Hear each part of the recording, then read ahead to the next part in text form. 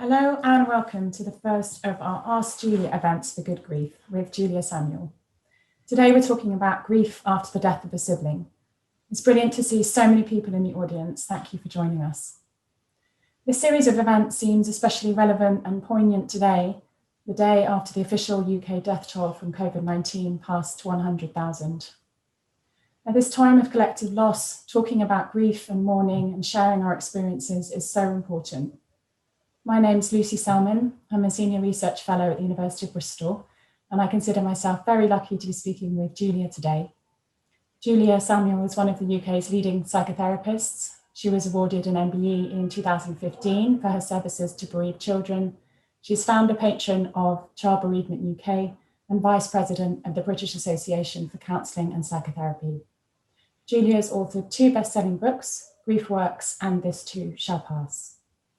Before we start, some housekeeping.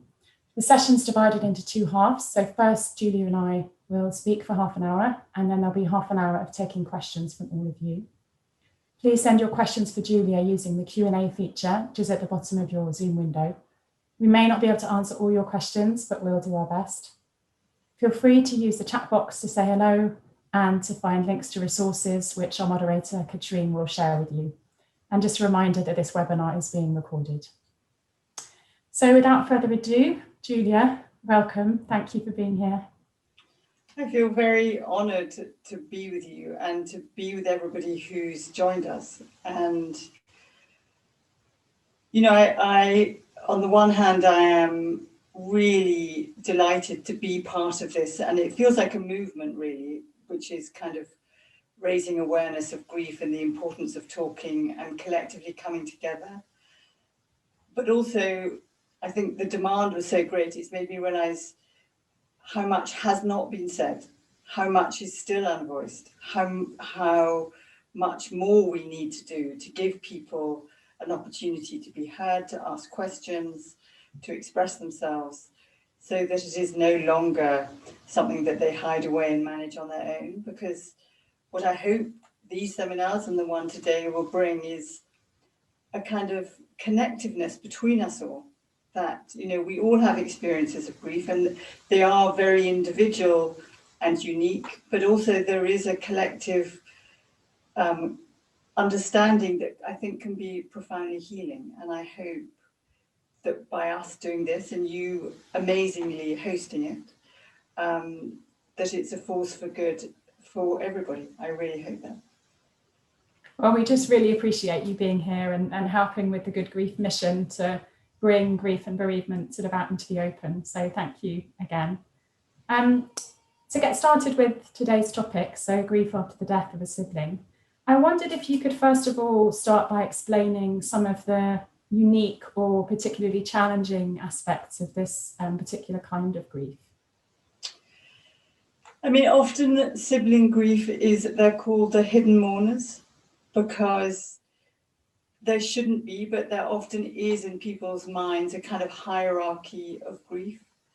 And it's often the partners of people who die or the parents that get the most significant attention, and often siblings kind of come along beside. And I think often siblings don't legitimize themselves about how significant a relationship it is. And of course, it's an unbelievably significant relationship because it's their first relationship apart from with their parents. It's the person they knew first, that they knew best. And, you know, 80% of the population have siblings. So most people have siblings. And even if you have a complex, difficult, rivalrous relationship with your sibling, when they die, it doesn't make it any less significant, it makes it more complicated. And the majority of sibling deaths by nature come when people are older.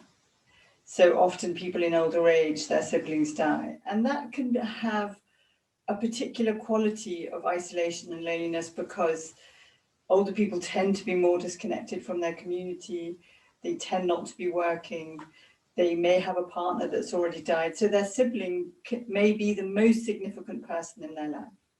So that's really a very big loss. And I mean, I'll probably say this in all of the talks, you measure the level of the loss by the level of the emotional investment in the person that's died. So however much you love them or how big a part they played in your life, that is how significant the loss is. And I think with most people, if you said, oh, my brother or sister died, people would go, oh, shame kind of thing, but they wouldn't really give it the acknowledgement and the attention and the compassion and care that it requires. And it reminds me, you have this really nice quote in Grief Works, which I found really poignant, where you say, the ideal sibling relationship gives you your team, the people who are on your side through thick and thin for the rest of your life. And I just think that really just touches on that really strong bond that can exist between siblings, because you've shared that growing up together, haven't you, as well as sharing your parents. You have so much that you've shared. You remember the good memories, the bad memories, the houses, the holidays, the teasing of your parents, the loving of your parents. Every birthday is probably, while you were a child, was with your siblings. And in the best relationships, your siblings, your wingman, like they're the person who you go to first.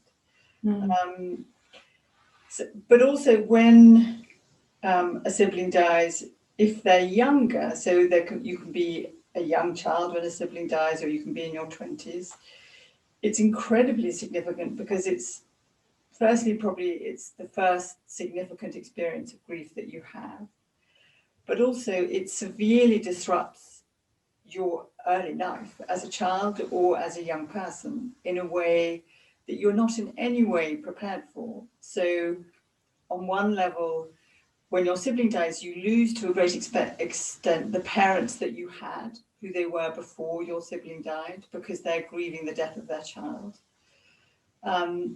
as well as losing the person, as well as having your closest ally who's died. But also, somebody said to me that sibling rivalry, you at the point that your sibling died, you lose the perfect child battle. That the child that dies becomes the one that everybody thinks about, not necessarily talks about, but misses most. And so somehow you can have this very mixed, complex feeling of devastation that your sibling has died, fury that somehow you can never be good enough because you can never fill their place, and somehow you feel that you need to. And also, there's so much with your parents that isn't voiced. Yeah, I mean, it's so complex. It sounds like when you describe it, it just sounds like such a mixture of different emotions, from, the sadness and the grief to just the shock to the whole family, I guess. I mean, I wonder if you could talk a little bit more about that and what it can do to family dynamics, because it strikes me hearing you speak that sibling loss, it is something which can fracture a family and which changes the relationship between the other siblings and the parents, and maybe even changes the way that the parents parent the other siblings.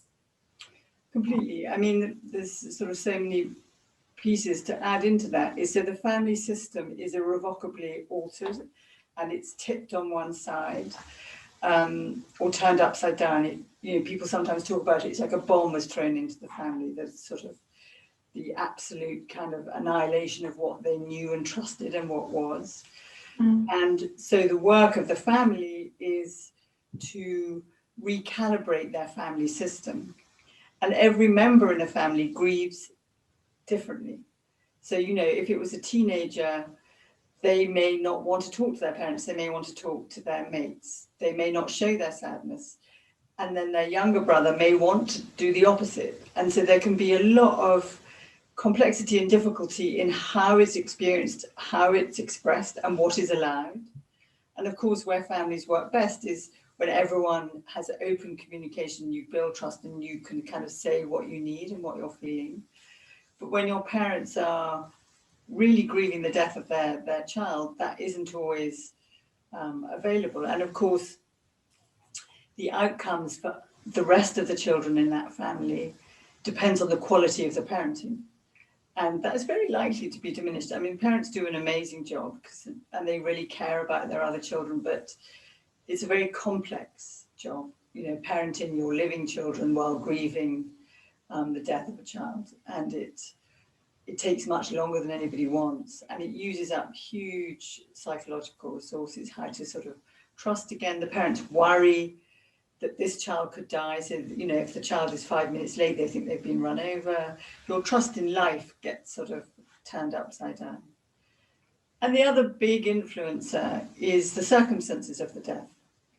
And again, with all of these things, there isn't a hierarchy of what is worse or better, but there is what is more complex or not. So, I mean, I've worked with families where they've had a sibling who was born with a life-limiting condition and died, or may get a diagnosis of cancer and then die. And that's very, very complicated, because while the child is alive, that child takes up all the energy and the resources in the family. So that child can feel quite alienated and left out, and feel bad that they feel left out and cross. But their parents are constantly in hospital, they're constantly not there, and they're expected to be the good sibling, like, don't make a fuss, just do your work, pass your exams. And they can often take on that persona, like, I had to be the one that was successful, I had to be the one that was healthy, I had to be the one that didn't cause them any worries. And the cost of that can come out much later in life. I've worked with sort of 40-year-olds who are having a breakdown because of what happened to them when they were 15. Which was never properly mourned, never properly recognised. The sort of toll that it took on them psychologically, putting on this persona of everything's all right. And then, of course, the other real level of complexity, and I don't know if you and I are going to do a whole seminar on it, is if the sibling dies by suicide. There was a case study of that in my book, Musi, who died by suicide. And how complex it was for his brother, who at some level wanted to kill him for having killed himself. I mean, I'm laughing, but it's not funny, but there's that kind of fury, but also devastation, and then all the complexity of death by suicide, where all the what ifs, all the questions, the unanswerable kind of revolving wheel that can go around. And the feeling of losing your parents. I mean, in Musi, he felt like his mother just stopped loving him, that she only really cared for his brother that had died. And so there can be so many knock-on effects. And I mean, in both of those situations, you just described sort of death by suicide and when a child is seriously ill for a long time, how that affects the other siblings. It's almost like, I mean, I can imagine the sort of some of the guilt that goes along with that sort of survivor's guilt type feeling, like, why me? Like, why am I still here and they're not? And that must be particularly difficult when you can see your parents struggling to continue to parent and wondering, always thinking, I don't want to say this in the wrong way, but am I the one? Would they preferred I had died and the other one had lived? Which must be a horrible thing to live with as well. Yeah. I mean, that's that thing of, the perfect child, is that I often hear it with siblings who bereave, that they feel like they're just by the dint of their sibling dying, they become the less special child, just by that alone. And they may not have felt it before. And, none of us want to have favourite children, but sometimes it is favourite children that die too. And the other aspect is the transgenerational trauma. So, the ungrieved losses from the past that kind of go down in generations, where you may have had a sibling that's died and you were brought up in a culture and a family where you never talk about it, where everybody says we just have to get on, you never see a picture of the person, you have the funeral and then it's kind of forgotten, like, what you don't talk about isn't going to hurt you, forget and move on.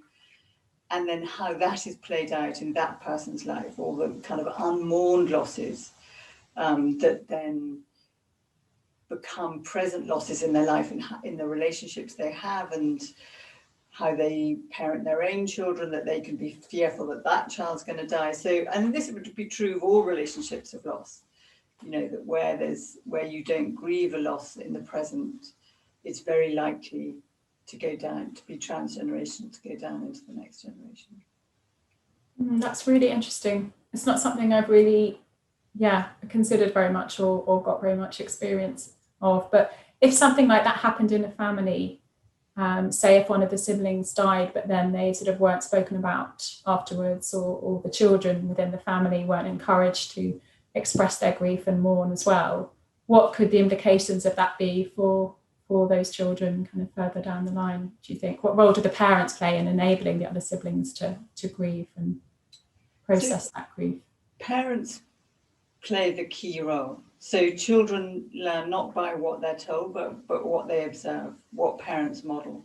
And I think society, we model it for society as well. So I think there are many layers of what we learn about how to behave. We learn it from how our teachers respond to us, how our workmates respond to us, how our friends respond to us. We take cues all the time about what's allowed and what isn't allowed. But how we learn to grieve is by observing our parents. And if our parents are not saying anything, not showing any sadness, or even crying, but not saying, I'm just really missing whatever the name is, then that's the cue that they follow, and then that's the behavior they feel that they should do. And with trauma, and that it is very likely to be traumatic when a sibling dies, probably the most, so in all of my books, the thing that I say is that pain is the agent of change. So the grief that you don't allow the pain to come through, the things that you do to block the pain, are normally the things that do you harm in the end.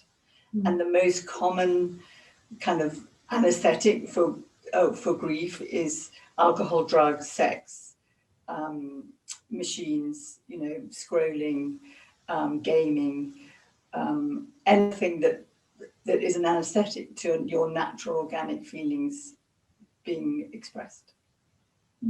Yeah. Yeah. It's a lot. Yes, it's hard. It's a lot. I wonder if lots of questions. I can see. Yeah, lots of questions. Yeah.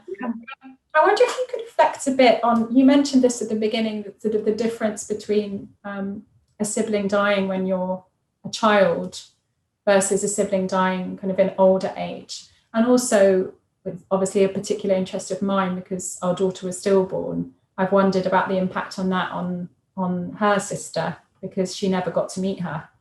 And she was sort of 3 when it happened. And sometimes I wonder about that. So I wonder if you could just reflect a little bit on, the age as a factor. So what would be important? So what we say about surviving children when there's a sibling or a stillbirth is that they need the same truth as the adults around them, but in age-appropriate language.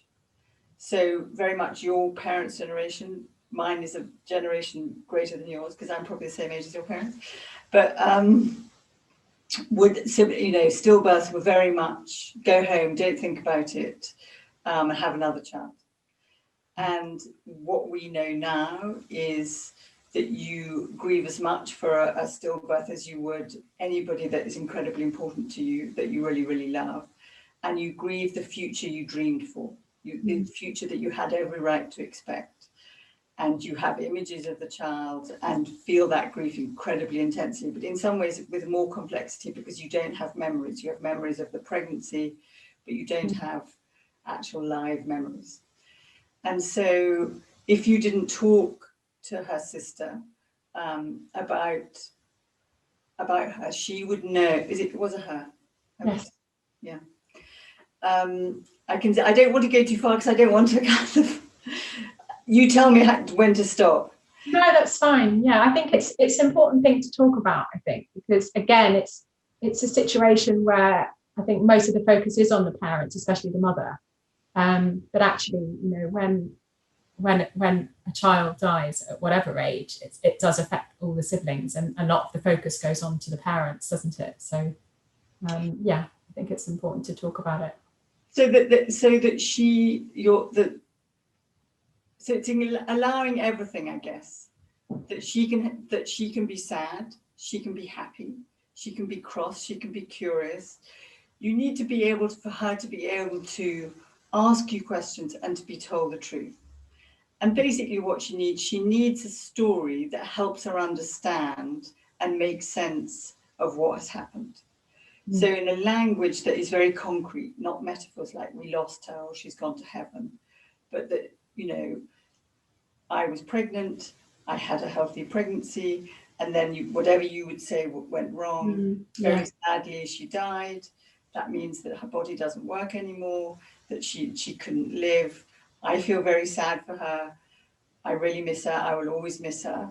And then, or, let them tell you. So with children, I often say to them, what's your worry? And her first worry would be, have I still got my mum? Am I going to lose my mum?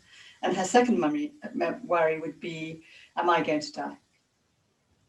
And her third one might be, are you going to die? Because it will be her first experience of death. And where is she? Is she coming back? Because, children are magical thinking. They lose things every day and find them all the time. So, well, not all the time, but that she needs to know that it's permanent. Yeah, that's so true. I mean, I remember just that kind of literal thinking. I remember after a while, our daughter saying to me, because we talked about how her body was in the cemetery and the body was in the grave. And then we realized after some time that she thought it was just the body and not the head, without the head, without the legs. And that was pretty shocking. And then I realized, you're so right. You need to be so clear and open and honest about these things. I think that's really helppful. I had a little 8-year-old who was having nightmares about his little sister that died because she thought they'd lost her head because he was told about the body. I know. Somehow got lost en route. Yeah. And at the beginning of us talking, you were reflecting on also sort of older, when it happens in older age, when that's been that long continuous bond for such a long time. Yeah. Can you reflect a little bit on that as well? I mean, I think, well, first of all, because it's a natural life end, people often say things that don't acknowledge the loss. They say things like they had a good life, they had a good innings, they're better where they are, they died peacefully. So people tend to acknowledge the loss by trying to be positive. And that generation, most of the people who would be in their 70s or 80s or 90s now when a sibling dies, they would be the same. So they're speaking the same language in the same culture and the same kind of way of behaving in response to death. But I think what it would diminish is the very real grief that the surviving sibling will experience, and maybe not even the permission to allow themselves to feel the pain of it. And maybe even just a kind of white knuckling it that I have to keep going. I can't make a fuss. I did an event amazingly in September, and in a theatre in Taunton, socially distanced. And there was an 89-year-old woman that came, and her husband had died 15 years before, but her sister had died that year. And she was devastated because her sister was by far her most important relationship. And I don't think anyone fully recognized that. Her children were kind of away working in different counties. She saw her sister almost every day. And so this woman was very, very lonely. And she was so devastated by COVID because she said, I've probably only got one more summer. And it's been taken from me, and I meant to stay inside and not see anybody, So there are multiple things that happen with death, aren't there? Yeah, thank you. Another area you also touched on at the beginning of the conversation, which I think it would be nice to explore a bit more, was what happens in sort of complex relationships. For example, there's a case in Grief Works about a sort of estranged, I think it was a woman and her half-brother who died. Could you just tell us a little bit about that? What does that do, and what does it mean for the grief, and how can people resolve some of those difficulties of dealing with that kind of very complex loss of a difficult relationship, for want of a better word? And I think this would be true of all relationships. I think when it's a complex relationship, the devastation is equal, because now finally there's no hope at all of repair. So while your sibling is alive, you can kind of reject them and not decide not to phone them because they've annoyed you, or you've had this fight about your mother's mirror, or you've always fought each other, whatever it is. But it's with the confidence that if you decided you wanted to contact them, you could contact them. And that then you could fight for the relationship and try and repair the relationship. Once they've died, you're left with all the baggage of all of those arguments and all of those opportunities for repair that you can never go back and make good. So not only are you grieving the kind of life and the presence of the person who is in your family, you're grieving the multiple losses that the relationship had that you didn't take. And I think the thing that I see that happens, that I work with people to try and repair, is the kind of self-attack. So they turn it on themselves. Like, I'm a bad person, I'm a terrible sister or a terrible brother, I hate myself, and I hate my brother that's died, that's done this to me. I hate him even more now. I think often the fury with the person that's died gets ignored in grief. I mean, I see it so often, a kind of visceral fury for being left with the pile of kind of rubbish that you don't want to be dealing with. And so I do a lot of work. I do it with visualizations normally, to work with the body, because often those things that you can't find the words and it feels too kind of put on if you say, you know, would you have a conversation and what would you say to each other? So I do it with the body and the images that they have, and I work with those images, and that seems to help heal people. I think letter writing is a very good way of doing it, writing lots of letters. So I worked with a guy who was furious with his brother that died, and he wrote him postcards every week. And he bought the postcard, and sometimes he'd write really rude postcards, and sometimes he'd write chatty postcards. Sometimes he'd write as if they were a child postcards. And then he eventually put all the postcards in a kind of volume together. And it was a visual image for him that was like a jigsaw puzzle. Like, relationships are like jigsaw puzzles, aren't they? They just, you know, there's so many aspects to them. And it gave him a much clearer, coherent picture of all of what the relationship had been. And that was very healing. I suppose that's especially important in a complex relationship where it's so multifaceted, and because you can sort of love somebody and be jealous of them and be angry with them kind of all at the same time, can't you? I mean, the thing, I don't know what you think, is that where you love most, you hate most. You know, indifference is the opposite of love, not hate. So if you really hate your sibling, that is a lot of emotional investment in that sibling. And it's a lot of loss, because you've been fighting them in your head for decades, probably. You know, if you have really no emotional investment, you kind of don't feel much. And that, I imagine that can be true of some siblings, that they really have cut them off. They don't feel that much. They're not particularly distressed. You know, I'm sure that happens too. You can get everything with grief. Where you get people, you get that nothing is for sure.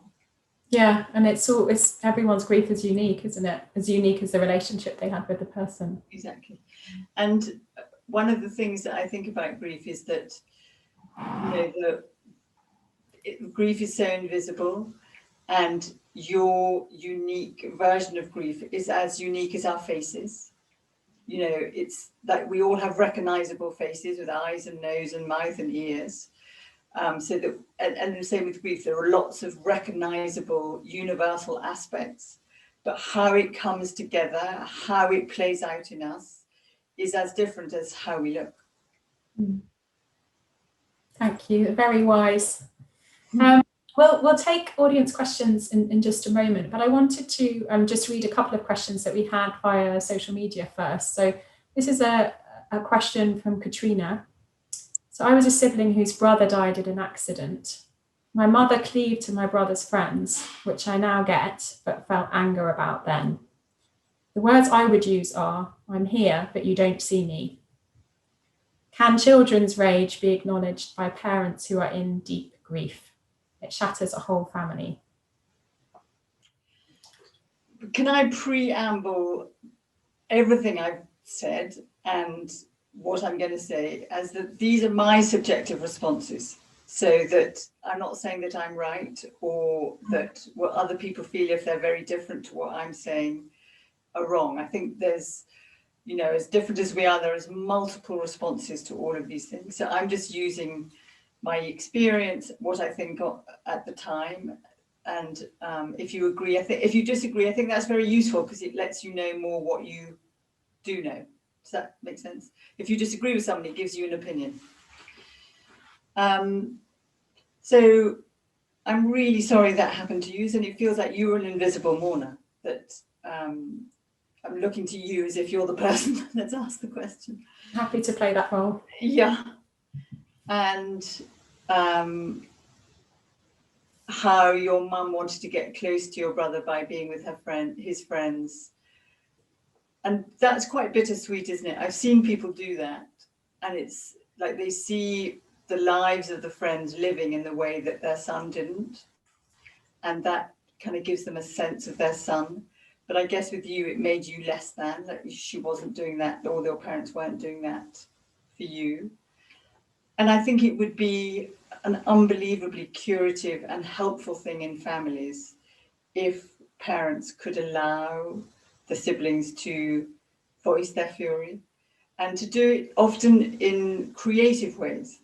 You do it with dance and music, do it with painting, drawing, lots of stuff. At Child Bereavement UK, we have these young people's groups where they're incredibly creative, where they make videos, they write music, they paint pictures, they tell stories. And I think particularly with young people, creativity is a very good way to express lots of complicated feelings, because you can have fury and sadness all at the same time, and missing and confusion, and you know that you don't just get one clean feeling. There's a big kind of pool of them that emerge in us that are very difficult to identify when you're in them. Does that answer the question? Yeah, I think it does. I mean, I think what you're saying, and forgive me if I'm paraphrasing incorrectly, but what I understand is for the parents to really try and allow that rage to be there and be expressed, and not be fearful of it or try to placate it, and not give the children, the ability to actually share it and process it. Because how stifling that is if you constantly feel you've got to swallow down your rage. That contaminates every other feeling that you have. And what we know about anger and rage is the kind of top end of it, or a top end of it, is that anger is an expression of hurt. It's like, oh, you're hurting me, stop hurting me, go away, stop. It's a protective, expressive emotion to express the hurt, whereas fear is like, oh no, you're going to hurt me. It's an anticipation of hurt. And so basically the fury that she felt was an expression of hurt and pain at the loss of her brother. And the family life. I mean, that is a big thing that I think often gets very unacknowledged, is from the moment that sibling dies, every Christmas, every birthday, every Sunday lunch, everything in that family life, whether they still enact it or not, it feels very, very different. Okay, thank you. Let's move on to another question here, which sort of relates to this. So this is from somebody in the audience today. I had a terrible relationship with my brother. I bullied him as a child and he never forgave me as an adult. And then he died suddenly and now we can never be reconciled. Or can we? I'm so sorry, that is so devastating. I wonder if you could do a version of reconciliation with your brother with a close friend of yours or with yourself, by doing a version of those postcards of what you want to say to him, what you'd like him to know. And in the process of that, find a way of accepting the bullying that you did, not sort of condoning it, but accepting there must have been I don't know if you've had therapy, but there must have been a reason you were bullying him. Did you feel like he was robbing you of the attention that you wanted from your parents? You know, what was going on beneath the bullying? Do you feel he was cleverer than you? Was there something you needed to kind of try and squash out of him? Mm. And I mean, I would imagine therapy really, in order to repair the memory of your relationship. And I think you can never kind of remove the wounds of the past. I think they're there. But I think if you were working with me, for instance, it would be to allow the wound of the past to find a way of expressing it, to acknowledge it, and hold at the same time a repair and a healing of the relationship of what you'd want. And so you'd hold both, and you'd allow both. And that might enable you to accommodate the past and live more peacefully in the present. Mm. I think ritual really helps. Lighting candles, all sorts of things that maybe you're creative that you could think of that might be a ritual that you could do for him and you. Mm. And I'm really sorry. That's so painful. It's another question about a very difficult sounding situation. So my brother and I both suffered with alcohol and drug addiction. I found recovery, but he remained struggling and tragically took his own life 4 years ago. I still feel unable to grieve as I'm too scared I will never feel okay again. I also feel I have to support my parents in their grief and be the strong one in our family. It's an incredible amount of pressure. I mean, it feels that is a huge amount of pressure and a devastating experience for you. But it feels like in asking the question is your very first step in allowing yourself to grieve, in that it's the awareness of what is going on inside you that will give you the information to give yourself permission to support yourself. You know, I don't know why you were both alcoholics. There must have been a lot of stuff going on in your childhood, that you were using drugs, alcohol to block the pain. And probably there was trauma. I don't know if you've read the work of Gabor Mate, who talks about addiction very much being an expression of early trauma, but it's not that people are addicts, it's that they're suffering. And so my first wish for you would be to turn towards yourself with self-compassion. And the kind of paradox of grieving, that by allowing yourself to feel what you shouldn't allow yourself to feel, you will incrementally heal. So by kind of recognizing that what you don't give yourself permission for, and allowing that and being compassionate towards that, may free you then to give yourself permission to do the work of grieving. Does that sound so complicated? Does that make sense? It does make sense, yeah. I think that definitely makes sense. I hope that's... And my wish for you is that you turn towards yourself with compassion. That would be what I'd want. Thank you. Another question here. This is around struggling to find happiness after sibling loss. So My sister died 68 years ago from cancer. How many years? My sister died age 68 years ago. My sister was the firstborn and more like a mother to all of her siblings. It's a struggle to find happiness after such a significant loss. Is this normal? I mean, I guess if she was like your mum and she was such a significant person in your life, it certainly is normal. But I wonder, you know, all of us have a kind of pie chart in our life about other relationships, our work identity, our friendships, our purpose and meaning, how we take care of ourselves, our relationship with ourselves. And I wonder whether there's something about building other aspects of your life that you need as well as grieving the death of your sister. I don't know whether you're punishing yourself and not giving yourself permission to have these other aspects. I don't know whether you've had therapy for your sister. That I would certainly think, you know, you can get it from Cruise, is free. But it feels like you need to, again, a bit like the question before, allow yourself to feel sad and do the work of mourning and feel the pain of it, but also allow yourself to restore and give yourself permission to live and have your life. So the dual process, the Margaret Strobel process of loss, is that you oscillate between the two, that you emote and grieve and feel the pain of loss, and at the same time you restore, have hope for life, and let yourself love again and live again. And that you need to oscillate between the two to allow yourself to do them both, and doing one frees you to do the other. So if you allow yourself to feel the pain of your loss and do it intentionally, like knowing what you're doing, and then intentionally allow yourself to do something that soothes you, that supports you, that comforts you.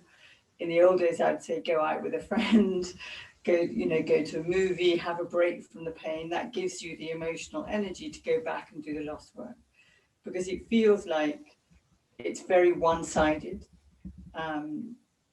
And there may be multiple reasons for that I don't know.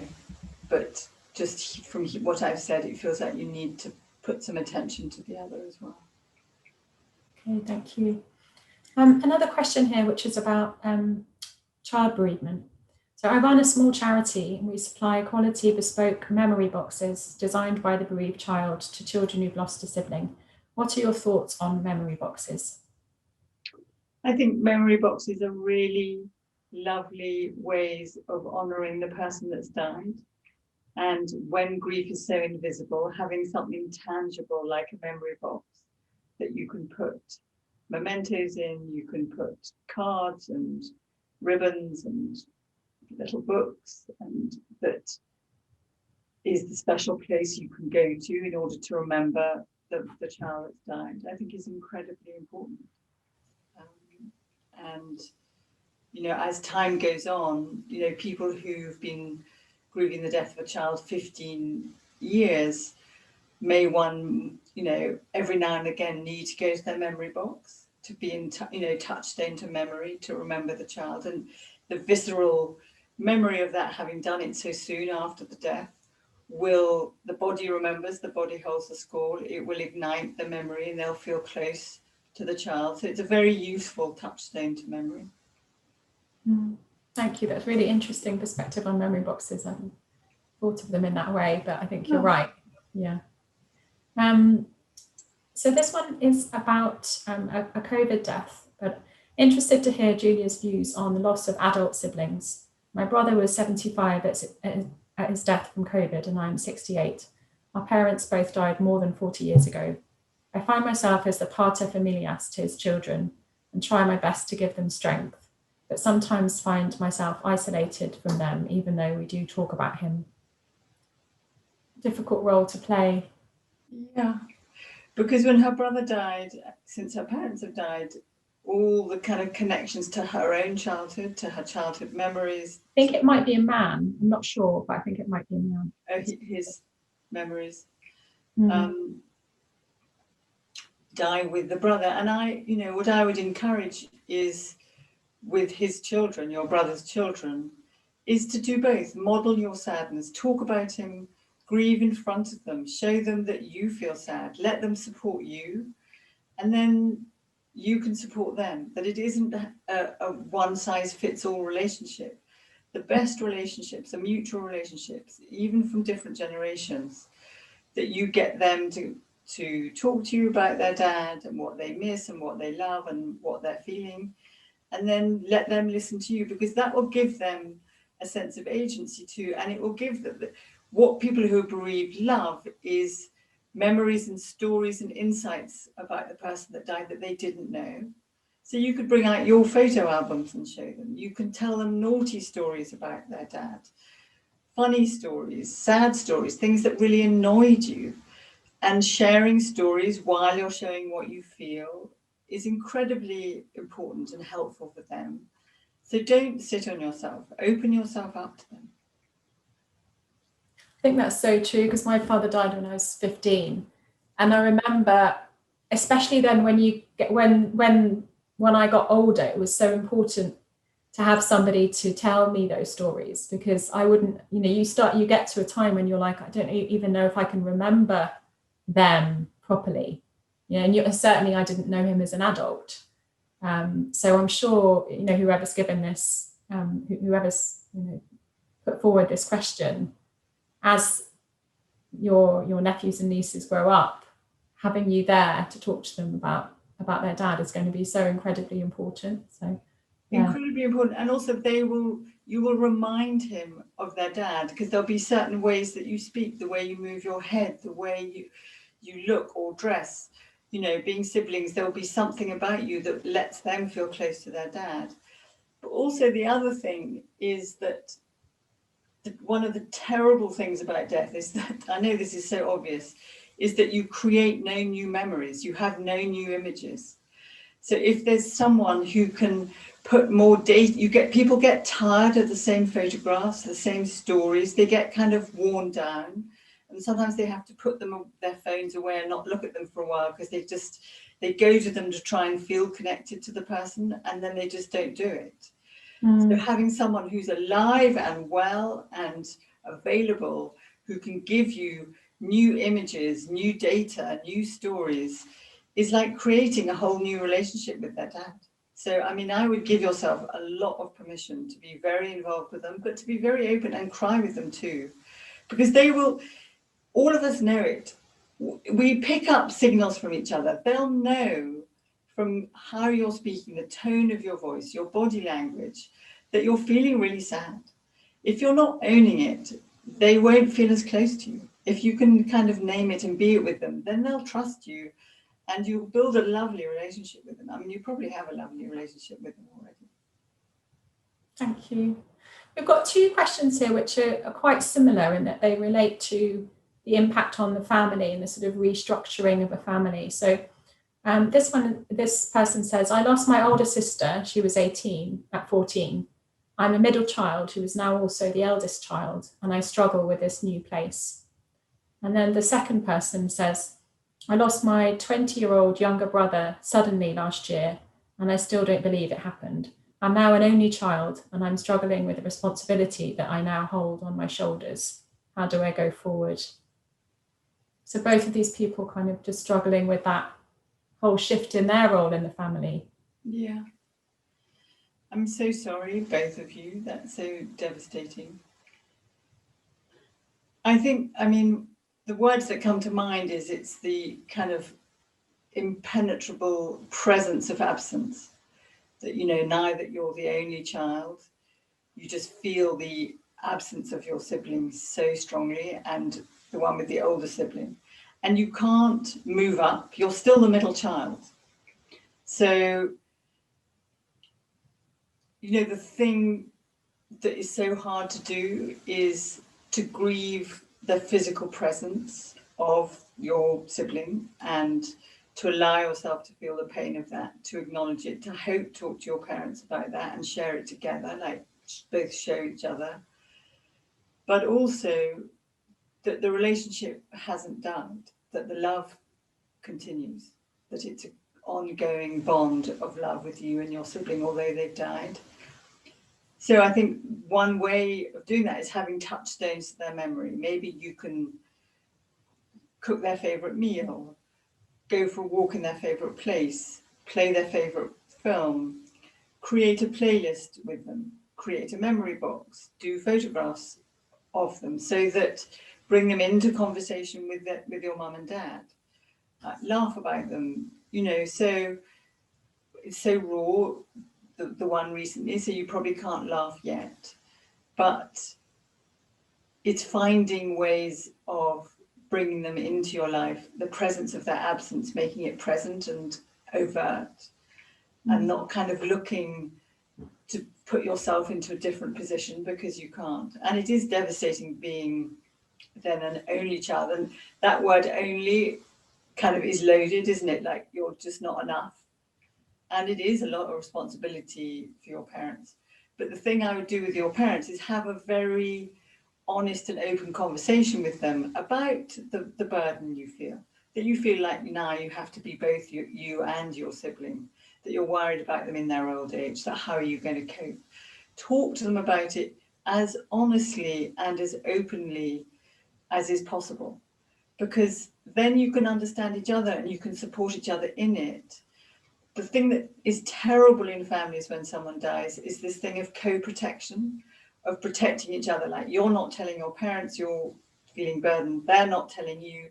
And so there are these gaps of distance, of co-protection, that get bigger and bigger, and they're very, very hard to bridge.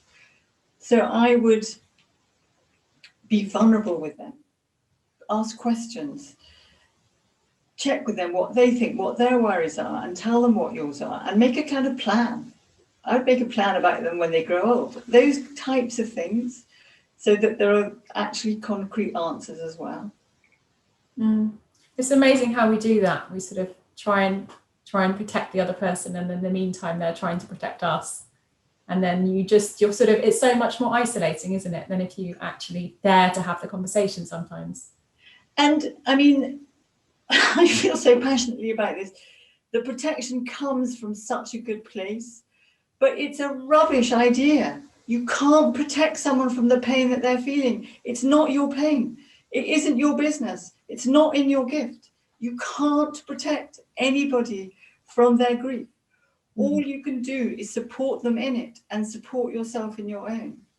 And supporting means the medicine of strong love, daring to love and miss your sibling that's died, daring to voice that, express it, say it, shout it, and allow your parents to say it too, so that you do it together and not apart.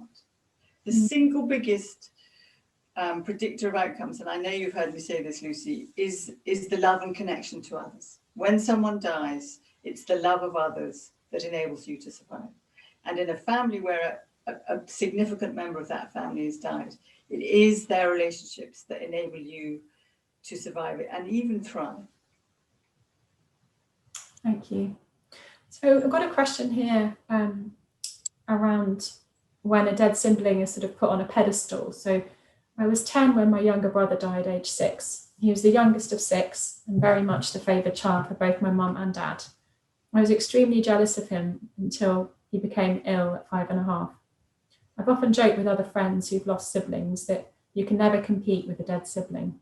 Is this a common experience, that the child who died is put on a pedestal? Very much so. I mean, I think I've said it already, haven't I? It's very, very common. They become the kind of perfect child and the sainted child. And overnight you lose the battle of the perfect sibling, because they're the one that people put on a particular voice about, kind of hallowed voice. And it's completely understandable. But what I would hope is that, again, you can have an open conversation with your mum and dad about this, not being angry with them, but to say, I know you really love me, and I know that you really love my sibling that died. But what I have a very complicated feeling about is that I feel like now that they've died, they're perfect, they can't do anything wrong. And somehow I can I'm wrong by just being alive, and that you kind of either you'd want me to be dead more and the other one to be alive. Just say all the different things, get it out. Because the minute it's out, it's freeing, because they can tell you what they think, they can cry, they can say, yes, he is perfect because he's dead. And you can kind of have a battle with them about it, but it's the stuff that you don't say that wrecks relationships. I don't mean promiscuous honesty or being horrible to each other, but finding a way of being open and having difficult conversations that are very, very important, help build trust and rebuild your trust and love with each other in a family that has been devastated by loss. So one here about the sort of impact of grief on the rest of your life. So I was the one to find my sister in her bed 6 months ago in her 20s. I had to call emergency services and receive the news of her death. I also had to tell my parents who were living in another country. It just felt too much to handle, and it's been making me question a lot, and my motivation at work has been highly impacted. I'm aware that it's not the best moment to decide to change work, but it feels like the best action to take. So recently, 6 months ago. But yeah, those, I guess, how the shock waves affect the rest of your life and how you sort of deal with that when you're trying to go to work or losing motivation. I imagine her sister died of SAD, sudden arrhythmic death syndrome, that heart condition. But who knows? But oh, that's such a devastating thing to find your sister and then have to tell your parents. And during COVID, where you're not with your mates so much and you're kind of probably isolated. I can't possibly know whether you should leave your job or not. What I do know is that in some ways you're in no position to be able to make a really informed, balanced decision, because your life has been turned upside down. And the questions I'd ask you to ask yourself is, can I manage another disruption and a loss, the stability of my job? What can I do to support myself if I do leave my job? What I don't want you to do is it to be a self-attack, to kind of like, I'm hurting, I'm going to live that hurt, I'm going to fuck with my own life, I'm going to show it, I don't care about you, I only really care about my sister. So don't act out your hurt on your life and yourself. Again, get support. I hope you get a therapist. I don't think you can do this on your own. It's too traumatic. I'm sure you've got trauma. You must have if you found her.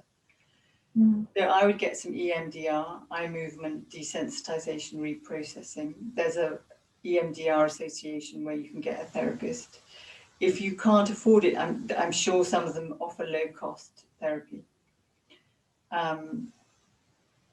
Do the things that support you. Exercise, breathing, talking to friends, even if it's only online. Write letters to your sister. Allow yourself to be sad. Allow yourself to be okay. Do things that comfort you, intentionally comfort you, whether that's Netflix or God, there's so many limits now. I mean, before, but get outside, like move your body around. Look at my 8 pillars of strength. Those are the things that help you. They're on my website. Thank you. That's it. It's almost our time is almost up, but I wanted to ask this one question from Bronwyn on Twitter. It's like mastermind. I'll start it, so I'll finish. Do other people who've gone through this just assume one or other of the rest of the siblings will die? We're 6, now we're 3, and we joke about which one is next. Whew. I mean, once you've had a devastating experience, you can't not know that can happen to you. So if you've had a stillbirth, you never feel the same in the next pregnancy. You're always frightened that your child can die. You can't not know that. So you've had a sibling that has died. So you can't not know that a sibling has died. And you've got 3 siblings of yours have died. And I think you probably hold both. Like, you have the dark humor, and that definitely is a way of getting through it. And I think you need to hold both, that one of you will die and that you have hope that you're going to live for as long as possible and be as healthy as possible and thrive for as long as possible. And that you probably move between the two and allow both. You can't kind of wipe out the experience that you've had and the fear that that brings and the possibility that that brings. You can't kind of just remove it by telling yourself not to think it. I think you need to allow yourself to feel it and express it, and feel and express the hope and do the things that help you live as good a life as you can. I think that's a great note to end on. Julia, thank you so much. I really enjoyed talking to you, and I hope everyone in the audience has also got something positive out of coming along this evening. I hope so. I mean, it's difficult not seeing people's faces. Like, I really want to get a hold of them and kind of find out what's going on. So I think my answers might be thin, but if even there are nuggets that can help people, I hope even if they're little tiny scraps, I hope they're helpful. And I send everyone who's here tons of love, and take care of yourselves. And I'll see you. Us as well. So, and you. And the whole Good Grief team. Thank you, Julia. Please, can I suggest that you look up Julia's books if you're interested in some of the things she said today. There's so much wisdom in them. So thank you for writing them, Julia. And you can follow me on Instagram. Yeah, follow Julia on Instagram. You can also go to our website, so goodgrieffest.com. We've got a whole page of resources, which I hope you'll find useful. You can also sign up to the mailing list where you'll hear about all our future events. So thank you all, and good night. Good night.